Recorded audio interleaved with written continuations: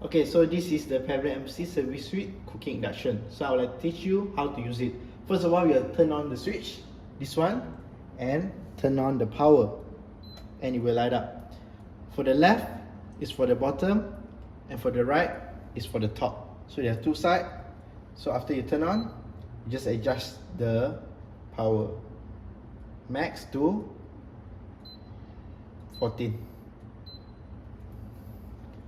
So you let it cook everything, and then you can just put some oil.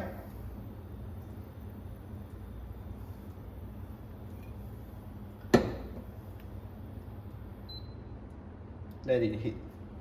A few minutes later. Okay, so after it heat up, so you can just pull up the hook.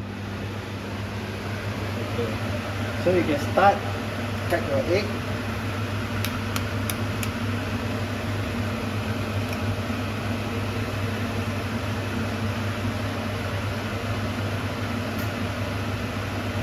And it will cook.